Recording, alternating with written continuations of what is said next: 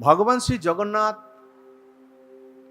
তিনি তার স্নান যাত্রার পরে বহুদিন তার ভক্তদেরকে দর্শন করেননি। তার ইচ্ছা হয়েছে, তার জ্বর লীলা হয়েছে, আমরা জানি না জ্বর লীলা হয় ভগবানের। বহুদিন দর্শন করেননি ভক্তদের। আর ভগবান তিনি যদি তার ভক্তদেরকে দর্শন না করতে পারেন, তিনি আরো অসুস্থ হয়ে যান, আরো দুর্বল হয়ে যান। কেননা জগন্নাথ হচ্ছে প্রেমের বিগ্রহ। জগন্নাথের যে স্বরূপ সেটা হচ্ছে প্রেমের চরম পরাকাষ্ঠার স্বরূপ। তাই জগন্নাথ বহুদিন ভক্তদেরকে দর্শন করেননি। তাই তিনি কোনো একটা ছলে তিনি রথযাত্রায় রথে করে তার বড় ভাই বলভদ্র এবং ছোট বোন সুভদ্রা মহারানী, চতুর্ধামূর্তি মানে হচ্ছে আরেকজন হচ্ছে সুদর্শন চক্র, সঙ্গে গেছে। কোথায় গেছে? গুন্ডিচাতে। গুন্ডিচা কোথায়? মাসি বাড়ি তো অবশ্যই, বৃন্দাবন, তাই না? তো আর তিনি বছরে একবার যান। এই একবারে যাওয়ার পেছনেও একটা কাহিনী আছে। গুন্ডিচা মহারানীকে বলেছিলেন এবং আমাদের ইন্দ্রদুম্ন মহারাজকে বলেছিলেন যে আমি একবার যাব, সেটাও একটা কাহিনী আছে। তো বিভিন্ন ছল, ভগবানের একটা লীলা করার পেছনে অনন্ত কারণ আছে। হ্যাঁ, তো তাই তারপরে বলছে বৃন্দাবন সম এই উপবনগণ তাহা দেখিবারে উৎকণ্ঠিত হন মন।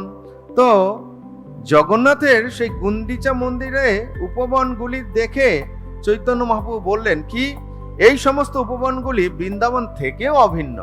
জগন্নাথের যে লীলার স্থান হচ্ছে বৃন্দাবনের যে উপবন আছে, বিভিন্ন বন আছে, সেই উপবনে ভগবান তিনি লীলাবিলাস করেন। নানা পুষ্প উদ্যানে তথা খেলে রাত্রি, নানা পুষ্প উদ্যানে তথা খেলে রাত্রি দিনে লক্ষ্মী দেবীর সঙ্গে নাহি লয় কি কারণে। তো স্বরূপ দামোদরকে মহাপ্রভু জিজ্ঞেস করছেন, আচ্ছা স্বরূপ, তখনও কিন্তু শুরু হয়নি হেরা পঞ্চমী, হ্যাঁ, তার আগে এগুলো আলোচনা কথাবার্তা হচ্ছে। মহাপ্রভু জিজ্ঞেস করছেন, আরে স্বরূপ, আচ্ছা এই যে জগন্নাথ বলভদ্র এবং সুভদ্রা মহারানীকে নিয়ে বৃন্দাবনে গেলেন, অর্থাৎ গুন্ডিচা মন্দিরে গেলেন, আরে তার যে স্ত্রী তাকে তো নিয়ে যেতে পারতেন সঙ্গে, তাকে কেন নিয়ে গেলেন না? এটা কেমন ধরনের একটা কাজ, তুমি আমাকে একটু বলো। আরে মহাপ্রভু কি কিছু জানেন না? মহাপ্রভু সব জানেন। তবে স্বরূপের মুখ থেকে শোনার জন্য তিনি একটু ইচ্ছা হয়েছে। কেন তিনি ইচ্ছা হয়েছে? রস আস্বাদন করার জন্য। হ্যাঁ, স্বরূপ দামোদর কি বলছেন? স্বরূপ কহে, শুনো প্রভু, কারণ ইহার বৃন্দাবন ক্রীড়াতে লক্ষ্মীর নাহি অধিকার। আমরা যদি বৃন্দাবন লীলায় যাই, আমরা কি দেখতে পাবো? বৃন্দাবন লীলায় কি, বৃন্দাবনের মেয়ের লীলাটা কি? রাসলীলা, তাই তো? অনেক লীলা আছে, আছে না? বাল্যলীলা, বাৎসল্য লীলা, রাসলীলা, অনেক লীলা আছে। তার মধ্যে সমস্ত লীলার মধ্যে একমাত্র রস আস্বাদন প্রেমের লীলা হচ্ছে রাসলীলা। যে রাসলীলা তো কোনো এক সময় লক্ষ্মী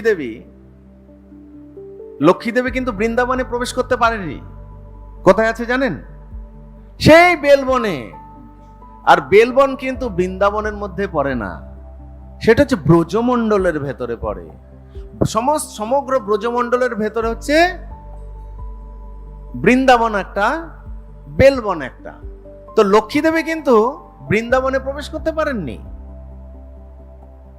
তিনি লক্ষ্মী দেবী হতে পারেন, কিন্তু বৃন্দাবনে তার স্থান নাই।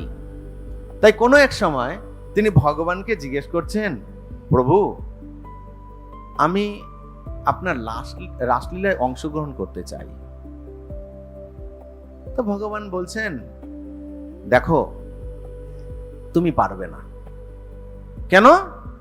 তুমি হচ্ছে লক্ষ্মী, তুমি হচ্ছে শ্রী, সমগ্র ঐশ্বর্য তোমার। আর সমগ্র ঐশ্বর্য নিয়ে কেউ বৃন্দাবনের লীলায় প্রবেশ করতে পারে না। তুমি দেখো না এই বৃন্দাবনের গোপিকারা কেমন করে থাকে, স্বাভাবিকভাবে গোপ বালক কেমন করে আছে, গোপিকারা কেমন করে আছেন। বৃন্দাবনের গাছে অনেক ফল আছে, ফুল আছে, কিন্তু তারা সেই ফল ফুল চায় না, সেই গাছেদের কাছে গিয়ে প্রার্থনা করে, হে বৃক্ষ দেবতা, হে বৃক্ষরাজ, আমাদেরকে আশীর্বাদ করুন, আমরা যেন কৃষ্ণের সেবা করতে পারি। গাভীদের কাছে দুধ আছে, সেখানে অনেক সুরভি গাভী আছে। সুরভি গাভী মানে কি? কামধেনু গাভী মানে কি? যা চাইবেন তাই আপনি পাবেন। কিন্তু গোপিকারা সুরভি গাভী বা কামধেনু গাভীর কাছে কিচ্ছু চায়নি। কি চেয়েছে? গোপিকারা, গোপবালক, তারা কি চায়? তাদের একমাত্র উপার্জন কি? দুধ। দুধ মন্থন করবে, দধি মন্থন করবে, মাখন তৈরি করবে, তারপরে কৃষ্ণকে খাওয়াবে, এটাই তাদের উদ্দেশ্য। লক্ষ্মী বলছে তুমি তো এটা পারবে না। কেন? তুমি রাজরানী, তুমি যেখানেই যাবে তোমার সঙ্গে সঙ্গিনীরা যাবে, তোমার সেবকরা যাবে। গোপিকারা দেখো, আমি বাঁশি বাজাচ্ছি আর গোপিকারা বাসন মাজছে, ওই অবস্থাতেই চলে এসছে আমার কাছে। তুমি কি পারবে তাদের মতো? তুমি পারবে না। যদি তোমাকে বৃন্দাবনে প্রবেশ করতে হয়, তাহলে গোপিকাদের অধীনে তোমাকে করতে হবে। তোর লক্ষ্মী দেবী দেখছে এটা তো ভয়ঙ্কর অবস্থা, তাই তখন থেকে লক্ষ্মী দেবী ওই বেলবনে আছেন।